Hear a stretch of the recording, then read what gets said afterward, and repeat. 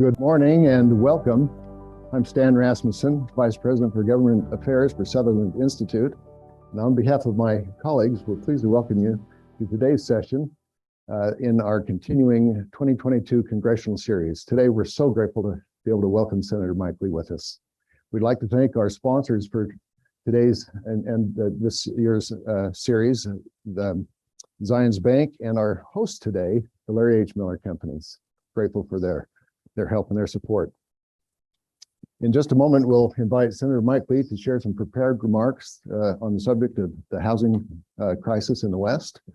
And after Senator shares his thoughts, we'll invite our colleague Bill Duncan, Sutherland Policy Fellow, to address some questions that Bill has prepared in a Q&A segment, and then we'll proceed to that point. So with that, Senator, welcome. Grateful to have you with us.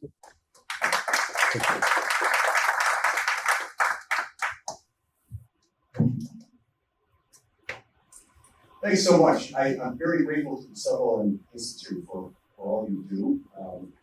You do to keep Utahns and Americans generally informed, and the research that we perform, the educational resources that we provide are to describe them as substantial is a gross understatement, and you're developing a reputation all over the country for that, and I thank you. So it's that much more of an honor to come and speak here today at your invitation.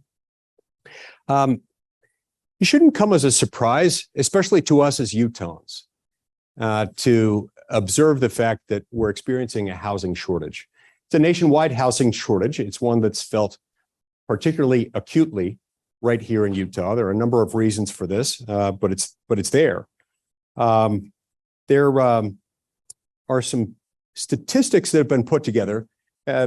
Different entities have tried a number of techniques in order to estimate and quantify the magnitude of the housing shortage.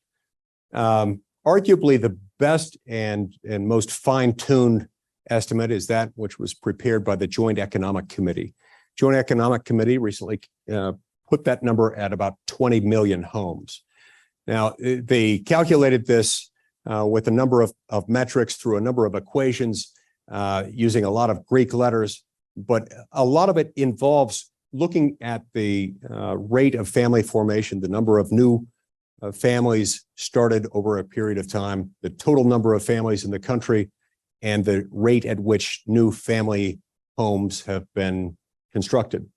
And it's a lot more complicated than that, but that's basically the gist of it. And that's where they've come up with this number of 20 million in terms of a shortage. That shortage is significant. It's not just something that exists in the abstract. When there's a shortage, that means that there is demand that's, for whatever reason, not prompting an increase in supply at the rate that some would hope. And that as a result, the prices paid for homes go up.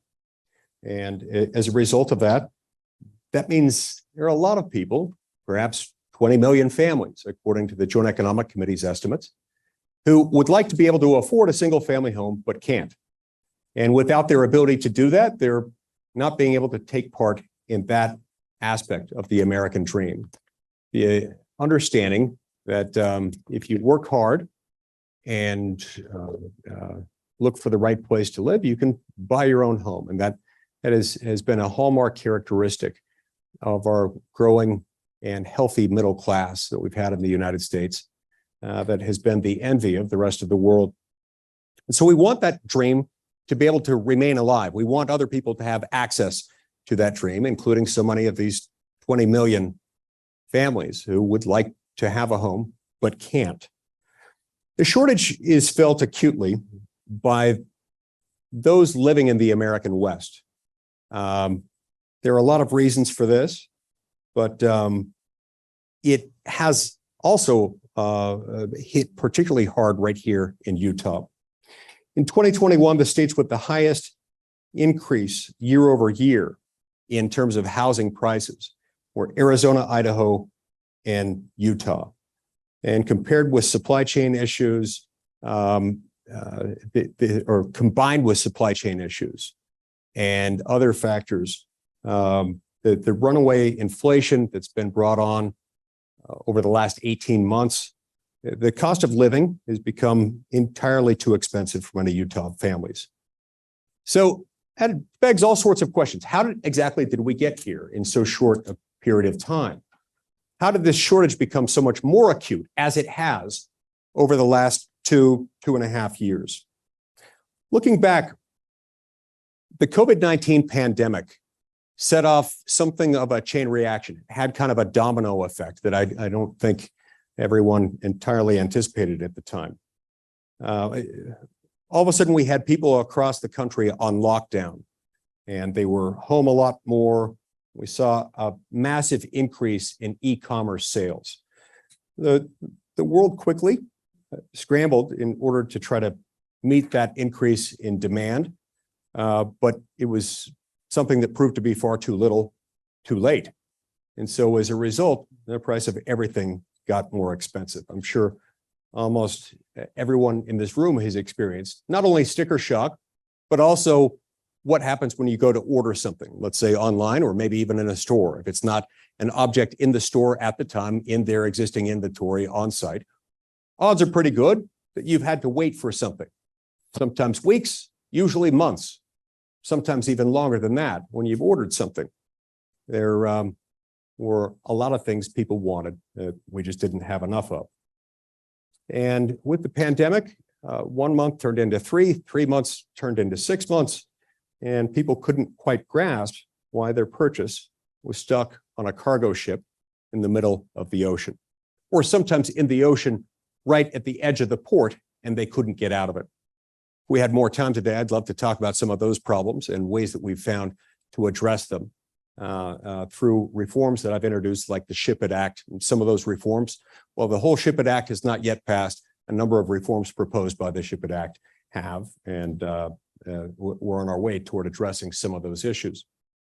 But another change was that people living in big cities across the entire country had occasion to think and had occasion an incentive to revisit exactly where they were living and why they were living there. A lot of people, having moved to big cities, had struck a bargain with themselves and their families. Sure, it's more expensive to live in or near a very big city, but on the other hand, you have opportunities there that you might not have in other parts of the world. But during the height of the COVID-19 pandemic, working from home became the norm in many industries. In almost any industry where it was physically possible, it was happening. And it happened not everywhere, but to a sufficiently pronounced degree. A lot of people were able to say, hey, maybe I don't need to live in New York City or Los Angeles or Chicago. Maybe I could live somewhere else. Maybe I should look for other places where my dollar might go farther. And they started looking around for places with good communities, beautiful states with a lot of recreational opportunities, nice people. And so naturally, a lot of them chose Utah, a whole lot of them. And because all of a sudden, people weren't necessarily tied as closely to one single geographic location. They were free to determine their own priorities. And as a result, a lot of people chose Utah, and all of a sudden, Utah's best kept secret became not so well best kept. People started fleeing here from other places and flocking to Utah in record numbers. It's easy for us to understand why they would find that such an attractive option. They saw things like our access to the Mighty Five, our access to national parks, wilderness areas, our forests, our recreational opportunities top to bottom were attractive. Our ski resorts were also an added plus to many people. And they realized that with Salt Lake City, if you lived in or near Salt Lake City, you could get to the airport pretty quickly. We've got an airport that can connect you to any city in America in a matter of hours. And that's a great thing. And so that helped contribute to this. But they also were brought here because they realized that Utah is a great place to raise a family. We like families here. We like kids. We've got a lot of schools. And in that respect, we were pretty well prepared to handle the influx, at least insofar as we're talking about places with schools that are accustomed to dealing with a lot of people. Our tax and regulatory environment also make us an attractive place to live and an attractive place in some instances for people even to start relocating portions of their businesses. And so all that contributed to it. So all these things in conjunction combined together to a huge wave of people moving into our state. This interesting dynamic was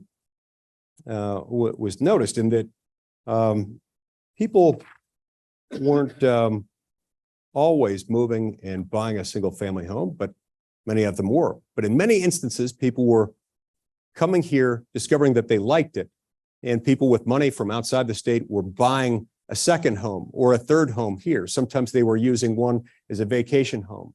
Other times they were using this one or that one as an investment property, perhaps as a rental property, as an Airbnb, or something of that sort. And so a lot of the existing supply proved insufficient to meet Utah's growing demand, especially as you had a lot of these homes purchased up either as second homes or as investments. And we absolutely welcome all these newcomers to our state. And we believe that, when people are moving to Utah, that helps all the ships in the harbor rise. And that's a good thing overall. But it's also contributed to some of the housing shortage that we see today and some of the difficulties that we see in terms of home price inflation. What happened is that there are a lot of people who have lived here most or all their lives who suddenly became priced out of the single family home market or any home market in terms of their ability to buy something. The constrained home supply increased prices in Utah by 25% just between 2020 and 2021. And then since the third quarter of 2021 until now, we've seen prices increase by 30%. These increases, of course, are sometimes accompanied by an increase in wages, in salaries, in what people are able to earn. I say sometimes, but not always. And in fact, most of the time, the increase in the cost of living and in home prices and in the price of other goods has not nearly maintained the pace of inflation. It's been vastly marched by the pace of inflation. And so as a result of that, people are finding it difficult to get into a home. So as a result of that, for a lot of people, the American dream has started to fade to a degree. People who were otherwise poised to buy a home were forced to wait longer, were forced to stick it out and continue in short-term rentals or some other arrangement.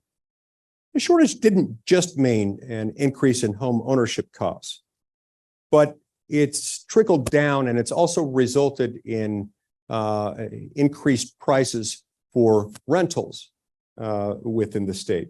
And so when you combine the increase in rent with the fact that the invisible inflation tax that we've experienced since January of 2021 and some of the government policies that we've seen during that time that have accelerated the pace of inflation, we've seen that inflation, you can almost think of it as a tax, an inflation tax. It's quickly eating up a lot more income than one would expect. In fact, since January of 21, relative to January of 2021, the inflation that we're experiencing now in Utah specifically is very close to 15%. The average Utah family is now spending over $900 a month every month more than they were spending at the beginning of 2021. And I'm not talking about them engaging in reckless spending practices. I'm just talking about the same basket of goods, the same necessities that they rely on from one month to another. The increase in compensation that they're receiving, the increase in earnings that they may have encountered is nowhere near, on average, to $900 plus a month every month for the average Utah family. It's interesting, the Joint Economic Committee staff has done some work on this, and they've created an inflation tracker where you can click on each state and monitor what inflation looks like in that state. And specifically, they combine a number of statistics in order to come up with an estimate of the increase in the average monthly expenditure of each family for their basic household necessities. And when you click on Utah, I believe the current number is $911 a month. We just updated that a week or two ago. And so we're talking about rather dramatic increases in what it costs to live. Now, many people don't understand, especially if they're from outside of our state, most of the land in our state, nearly 67%, is under the control of the United States government. And while it might appear to an outsider that Utah has lots of space to spare, it's not necessarily true, at least not necessarily true when it comes to land that's available for new home construction, because of the fact that the federal government owns most of the land. And so some of that vast expanse, some of my friends on the East Coast like to think of us as the square states, the states where you've got right angles and just a ton of empty land. And we do have a lot of that. It's just that most of it's not available to us. So that limits the space available for Utahns as a place for people to put down roots, to build homes, to form communities, because most of the land the federal government owns remains barren and unused. Now, look, I want to be clear here.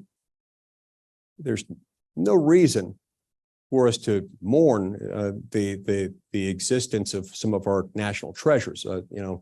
I mentioned the Big Five, our national parks. So many of our natural beauties in this state are public lands and should always remain public lands. But when you factor out national parks, national recreation areas, declared wilderness areas, national forests, and other protected areas within our state, national monuments, there's a whole lot of land that's just sitting there, that's just barren. It's not environmentally sensitive. It's just currently owned by the federal government. We have no desire to change the national treasures that I've just described, but there are a lot of reasons why we should revisit whether the federal government does in fact need to own and manage most of the land in our state. The full potential of a lot of this land could be recognized if it were able to be used by the people with a vested interest in seeing this area thrive. So for these reasons, I've introduced a bill to try to deal with this problem. The issue that we face in Utah is similar to many of the issues facing a lot of other Western states. And the reason I refer to them as Western states versus non-Western states is because most of the federal land is found in the Western United States. In every state to the east of Colorado, the federal government owns less than 15% of the land in each state. And in fact, in the overwhelming majority, in all but maybe 2 or 3 of those states, it's in the single digits and often in the low single digits in terms of federal land ownership measured as a percentage of the acreage within a state's boundaries. In every state to the west of Colorado's eastern border, the federal government owns at least 15% of the land. And in most cases, it's a lot more than 15% of the land. In many states like ours, it's most of the land.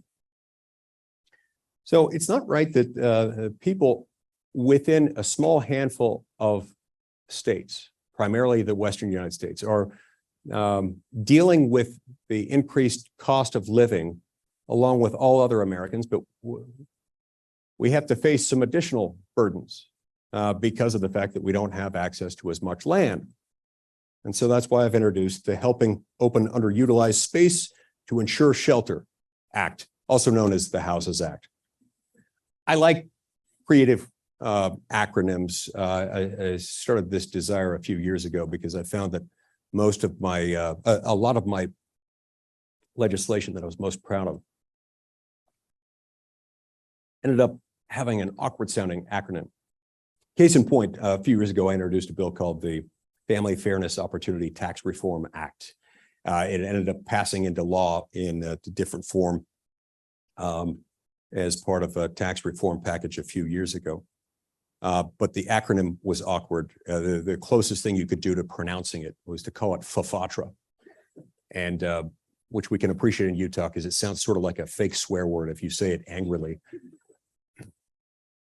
But the Houses Act this would help solve Utah's housing supply problem and the housing supply problems of a lot of states, especially in the Western United States.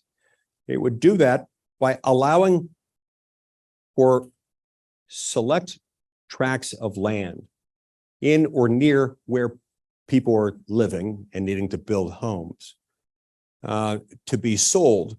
It's built on the same framework and the same concept as another piece of legislation that has put some relatively small tracts of federal land to other purposes, called the Recreation and Public Purposes Act. Built on that same framework, the Houses Act allows for some tracts of federal land to be sold to a state or to a unit of local government, specifically for the development of single-family housing that would be affordable. It would put in there a reversionary interest in the title that would require that land to be used for housing, for single-family housing of a certain sort, falling into certain specifications that would guarantee it's not being developed for second homes, vacation homes, investment properties, but for families who need it. That 15-year reversionary interest would remain in place to make sure that it, in fact, kept to that use for 15 years. If it didn't, the federal government's ownership interest would kick back in. So what it would do is it would allow then for these units of local government, states or their subdivisions, to buy certain tracts of land, develop them for that purpose. And it would allow them to purchase that land at a discounted rate, what I refer to as a PILT ratioed rate. PILT is the acronym that stands for the program known as Payment in Lieu of Taxes. It's a program that the federal government uses to try to offset in part, in often too small a part, the disparity that results from federal land ownership, resulting in lower property taxes. PILT tries to provide it's not really an approximation, but it's a small fraction of a partial replacement of the property tax revenue that would otherwise be owed to the state and its subdivisions if the land were not in federal hands. And so it uses the formula that the federal government uses to attribute value, the value owed, the amount of money owed to each. In our state, it's to counties. Most states, it's the counties that impose property taxes. And it allows for these units of local government to purchase that land at a PILT formula-based price that's discounted. So it would help solve Utah's land and housing scarcity by allowing these things to be purchased and giving more people access to the American dream. It requires the land to be used for housing and has a specific requirement with regard to density. It has other requirements against the development of expensive second homes and purchased parcels. Prompt action to increase the housing supply is going to be vital to solving this housing shortage. The Houses Act would create a new authority that would allow these land tracts to be purchased. And then once they were approved by the Department of the Interior, those purchases could be made with the proceeds dedicated to capital improvements in our national parks, in our hazardous fuels reduction to prevent forest fires, and the development of public water infrastructure on federal land. And it would also require that 85% of the land in question would have to be used for residential purposes and related community needs, such as what the density of no more than a quarter per acre, but that acreage takes into account related community needs, including primary and secondary schools, places of worship, grocery stores, and hospitals and health clinics. And so this is kind of a holistic approach to deal with some of the problems that we need to deal with. We have a massive, I sit on the Energy and Natural Resources Committee in the Senate. And one of the things that I've learned with that is that we've got a few problems that we confront routinely with our federal lands. We've got a massive backlog in terms of our national park maintenance that needs to be done in order to keep these lands useful, accessible, and sustainable. And we've also got problems in these areas with affordable housing. This tries to kill several birds with one stone. Maybe there should be a nicer, kinder, gentler expression for that, but it addresses multiple problems. That's another way of putting it. No more than 15% of the land acquired through this could be used for commercial purposes. And so the Joint Economic Committee has done some research on this and has estimated that the Houses Act would lead to the construction of 2.7 million more homes in the United States, alleviating 14% of our nation's housing shortage. But that 14% would be much higher than that in many states, especially many states that have really acute shortages and have a lot of federal land. In fact, it's estimated that it would fill all or essentially all of the housing shortage in a number of states, including Arizona, Nevada, Wyoming, Idaho, Alaska, and New Mexico. And then it would fill a very substantial portion of the housing shortages in a number of other states, including Utah, Montana, Oregon, California, Colorado, and Washington. So look, anytime you add to the supply of available housing or available anything, if you add to the supply, you can help bring prices more under control. We can't solve every problem through the federal government, but this is one area where we could do a lot to solve the problem, especially in many of the states experiencing the most acute symptoms resulting from the housing shortage. And this is something relatively easy for us to do. Notably, this walls off all of the land that we would consider environmentally sensitive and protected lands, all of the declared wilderness, national forest, national parks, national recreation areas, national monuments, all those things would be walled off. In fact, most of what you could do with this land would actually eat up a very small percentage of federal land ownership. So whether you agree with me or not, that 67% of the land in Utah being owned by the federal government is way too much for any property owner to hold, whether it's a government or not. Whether you agree with me on that principle or not, this is great legislation because it wouldn't require us to use very much federal land. In fact, a very tiny percentage of all the federal land in Utah could alleviate most of the housing shortage in our state.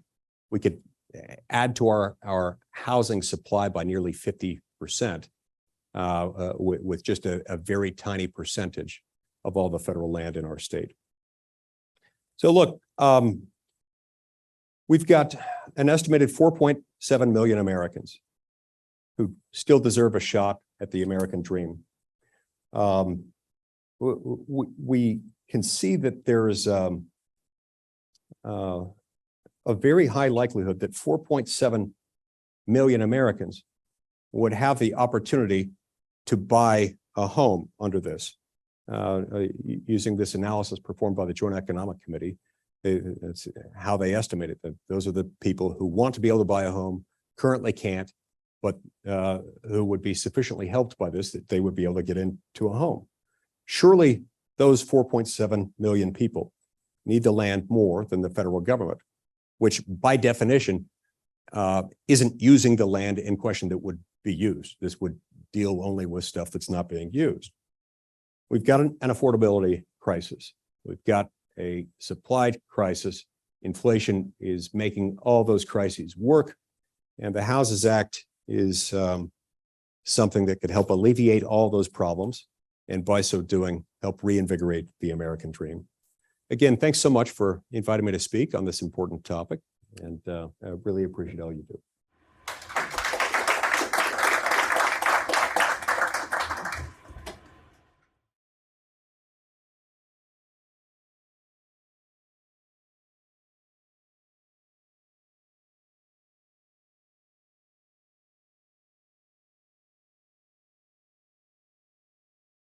Senator, thank you very much. Very helpful. I had maybe a kind of a logistical question related to the proposal. I know this is described on the handout, but maybe people who are watching online might be interested. Water access for some of these homes, that's always an issue in Utah with water.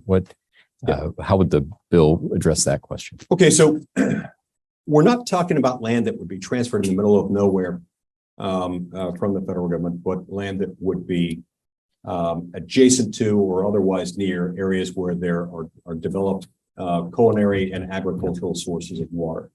And so while that's not going to do anything to solve our drought issues, these are areas that would have access to water supplies.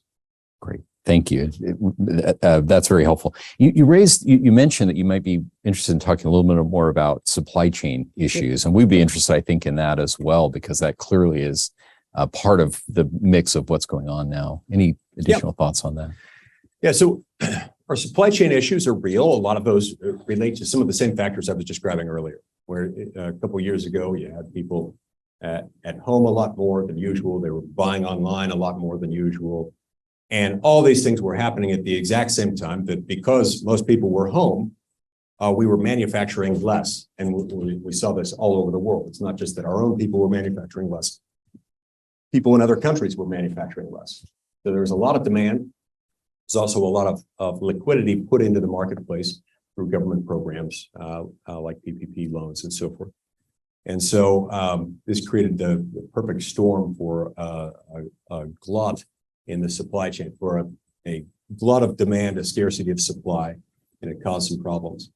We're still dealing with the consequences of that. Once prices go up as a result of an acute supply chain shortage, one that's still not one that's still ongoing, but they tend not to go down quickly or easily, especially when, as we're still experiencing, there's still supply chain problems where we're just trying to catch up with what was lost. A few months ago, one day I was thinking, my wife and I were on our way into a Costco, and I had this idea, started wondering how many, as I looked at items on pallets, thinking about where all those items may have been manufactured, what parts of the country or what parts of the world they may have come from.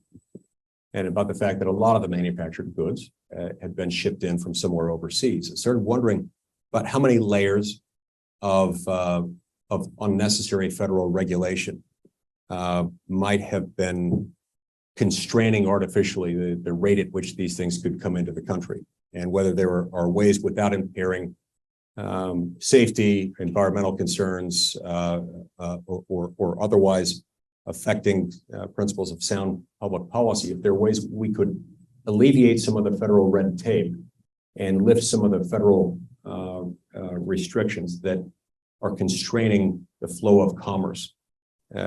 Particularly as it relates to things being shipped to the United States and then getting those things off of ships, onto trucks, onto shelves, and ultimately to your home. And I thought about it for a few days, and then I involved my staff in it. We came up with a list of things. A lot of the choke points can be found in or near ports, especially at the time when I first started thinking about the ideas behind what became the Ship It Act. We were dealing with a lot of ships sitting just off the shore of a number of our busiest ports, places like the Port of Los Angeles, the Port of Long Beach, where a lot of our supplies come from overseas. That's where a lot of the buildup is. We've got a few problems that I identified, including restrictions like those dealing with the Jones Act that require certain kinds of vessels. You have to have a certain kind of vessel to be able to travel from one U.S. port to another. That artificially constrains the supply. But you've also got a series of problems that relate to access to the ports. The workers that can work at a U.S. port and the truck drivers that are able to access them were themselves in short supply, generally, as there was a trucker shortage and a truck chassis shortage, compounded by the fact that we were then further constraining access to who could have access to the port as a trucker through something known as the TWIC credential. It's another acronym used within the federal government. It was taking too long to get the TWIC credentials processed and to get people who could get into the ports. The dearth, the shortage of trucking chassis made worse by the sudden influx of newly created demand for goods purchased online, including a lot of stuff purchased overseas, was further exacerbating the problem. And then all that was producing a situation in which the cargo ship containers didn't have adequate places to be stored. So I bundled a number of reforms up into one piece of legislation called the Ship It Act, in which I tried to address each of those problems and a handful of others by, among other things, increasing the supply of available truckers and chassis.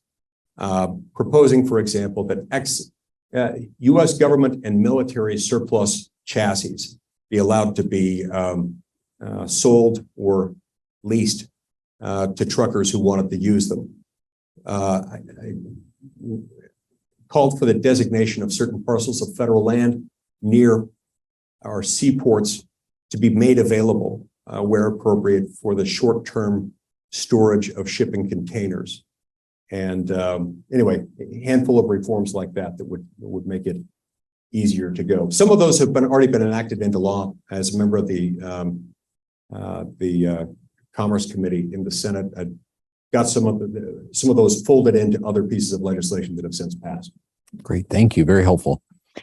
Inflation, of course, is in the background of the discussion, as you mentioned a number of times. Any thoughts about ways that we could reduce inflation? Yeah. I'm against inflation. So I recently stumbled across a great quote from Milton Friedman. I wish I had committed it to memory. I need to do that sometime soon, but he put it this way. He said, you'll hear a lot of people talking in broad, ethereal terms about what inflation is and what causes it. And he said, at least in this country, in the United States of America, there is one cause of it. It's one cause. When it happens, to the degree it happens precisely because too much money is being spent from Washington, D.C. Because it's our federal government in this country that is in charge of our money supply, of printing money. And when it spends more than it has, to the degree that it spends more than it has, it creates inflation. Just the same way as it would if you were playing Monopoly and you suddenly distributed $400 every time somebody passed go.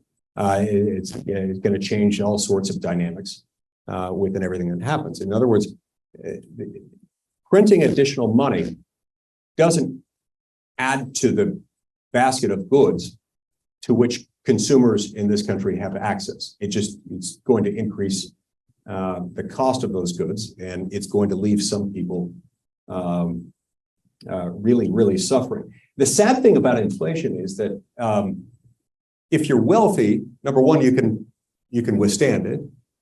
If you're wealthy, number two, you can quite perversely get very wealthy during inflationary periods because you can find ways of hedging against it, and your efforts to hedge can actually make you a whole lot of money. So it adds to the existing disparities in wealth, but most unnervingly, it ends up hurting the poor and the middle class the most because their wages aren't increasing at the same rate, not in anything close to it. So the rich get richer, the poor get poorer. Politicians get lots of pats on the back from a lot of people, from K Street, Wall Street, and many more favorable pieces of news coverage when they vote for expensive bills that appear to be generous. But those who pay the price for that are America's poor and middle class. Everyone else gets squeezed. And so it requires doing things that are hard. Politicians don't like to say no, they like to say yes. But by saying yes, they're really creating some dire problems. And so I think in order to get a hold of the inflation problem, we need to get back to the basics. That's why I love the way Milton Friedman explained it. It's not complicated. This is what happens when you print more money. And even though we're not just printing it in the sense that when the federal government spends more than it has, take, for example, last year, 2021, we saw record tax revenue coming, well over $3 trillion coming into the federal government. The problem was that we spent close to $7 trillion. And when you do that, even though the federal government goes through a process by which it does treasury auctions, it auctions off these bonds, bills, notes, it's technically borrowing it, but it has the same effect as just printing it. And when you do that, it just makes everything more expensive. We've got to stop doing that. And the message has got to get out there. These things have a cost. Congress stopped doing it. I think it's accelerated that much more the need for structural spending reforms. Have been calling for 12 years for the need for a balanced budget amendment to the Constitution. I've authored the leading proposal for a balanced budget amendment in the Senate. But short of a constitutional amendment, which takes years to put in place, and then takes years after it's been ratified, once it's ratified, to kick in, we need shorter term actions, like people voting against spending bills that we know will increase inflation, because they'll increase inflation to precisely the degree that they spend more than we have. And then we need reforms like what I've introduced in the form of something called the Price Act, that would require a supermajority vote anytime Congress wants to spend money while inflation is at or above 3%. And we're, of course, more than triple that nationwide, many, many times more than that in Utah. Thank you, Senator. You have a unique expertise related to the Supreme Court. Thoughts about ways that we can protect the Supreme Court's unique role in our constitutional system? Yeah. It's important to understand what the Supreme Court is and what it isn't. If we understood it better, I think there would be fewer attacks on its legitimacy, and we'd be a whole lot less inclined as a country, Democrats, Republicans, liberals, conservatives, whatever, to try to convert it into a political body. Over the years, there have been those who have called for things like age-based term limits on the Supreme Court. I think that's a mistake. There are almost always, there have been times in ages past when some conservatives have pushed those. I've never liked the idea, but they've been pushed by conservatives at a time when you had some more left-leaning justices who conservatives didn't like. More recently, we've seen an even more disturbing trend, which is the resurrection of an ill-fated idea, an idea that Joe Biden called boneheaded when he was a United States Senator, but that he's flirted with a little bit as president, to pack the Supreme Court, to give presidents the power to add to the number of justices on the court. I saw this trend developing early in 2021. I decided to write a book about it. The book came out a couple months ago. It's called Saving Nine. It's it'll make you laugh and cry, but more than anything,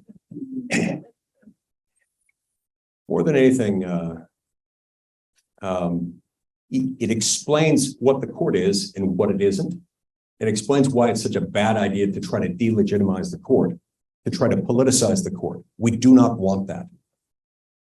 And so left, right, center, wherever you are in the political spectrum, I think if you care about our Constitution, you care about the rule of law in this country, which really rests on the Constitution in turn rests on the existence of an independent federal judiciary. And by independent, I mean, people who at every level of the federal judiciary are appointed by the president and after Senate confirmation cease to be part of the political world.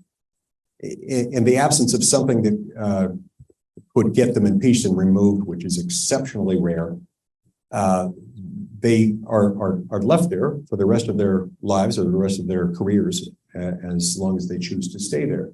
And that is as it should be. One of the reasons for our success, economically and otherwise, is the fact that we're a rule of law country. We're a rule of law country because we have an independent judiciary. We need to keep it that way. And Saving Nine helps to make the case for that. Thank you, Senator. Very helpful. We'll turn the time now over to, or we have another, okay, one more question then. I'm interested, your project on social capital. Of course, housing availability has a role to play there. Any thoughts about the connection between housing and increasing the social capital? We're preserving social capital.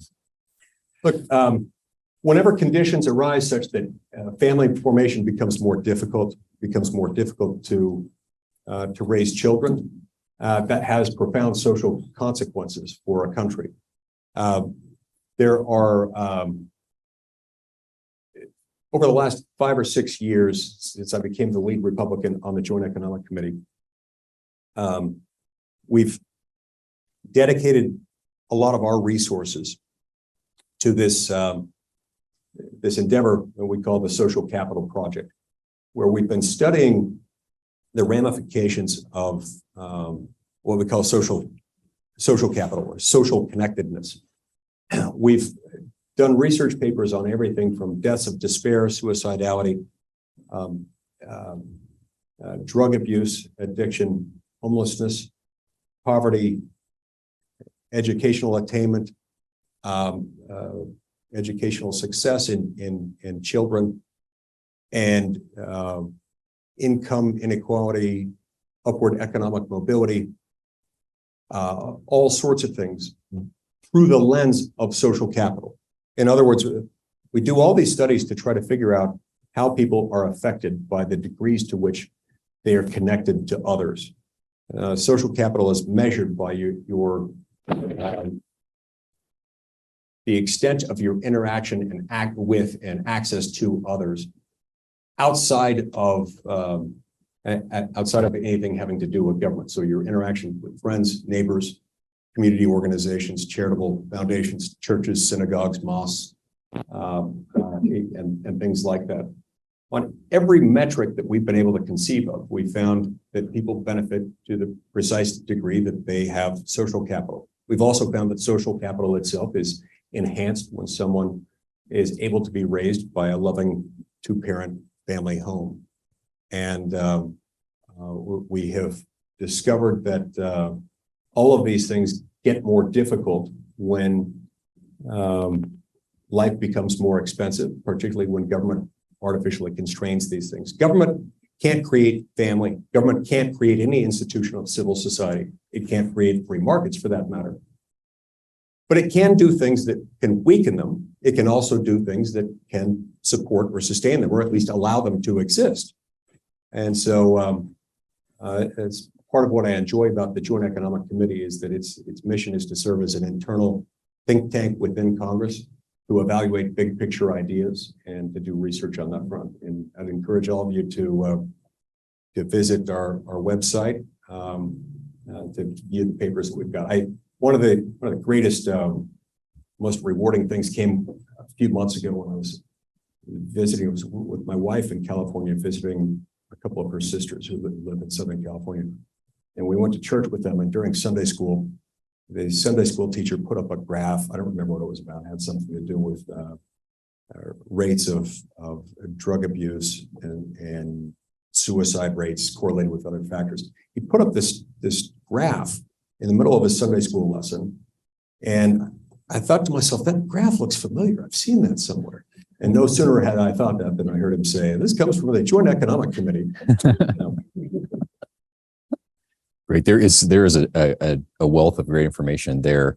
Maybe if we have time for maybe one more question, other concerns you have related to social capital. I mean, what are some other things that you feel like we could do to address problems related to that?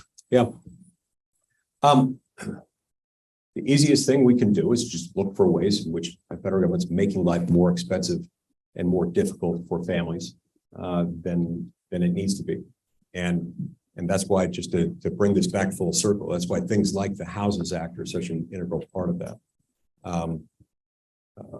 everything the federal government does has downstream consequences.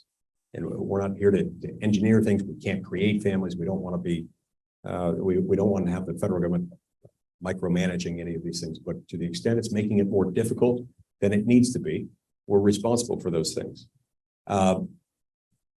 Another area, we also need to look, one of the ways in which social capital starts to unravel and it starts to be destroyed faster than in any other scenario is when you see widespread rates of drug abuse. Substance abuse, whether it's drugs or alcohol, will cause the deterioration of social capital faster than just about anything else. We put together a slideshow a few years ago, tracking drug-related overdose deaths over a roughly 40 or 45-year period. And we track it by county.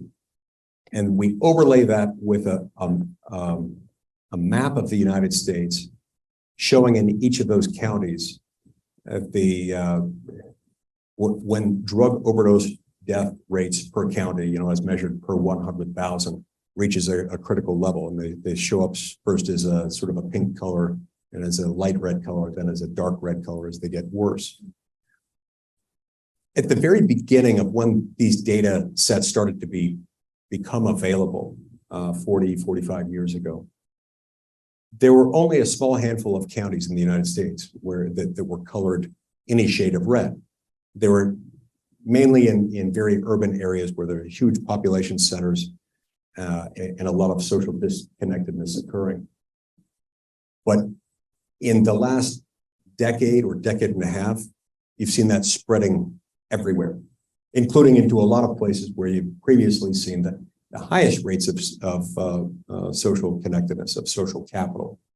And that is terribly alarming. So that's another area where we look at social capital as something that we need to measure in terms of policy.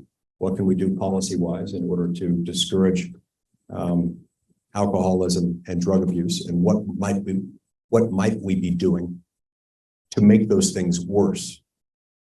For example, have our restrictions become too lax in terms of prescribing oversight and things like that? And things like that end up making a difference over time in programs that we have to prevent and alleviate drug abuse.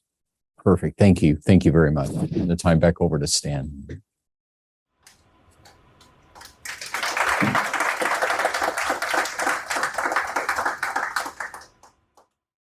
Sincere thanks to you, Senator Lee, for taking time in your very busy schedule to be with us.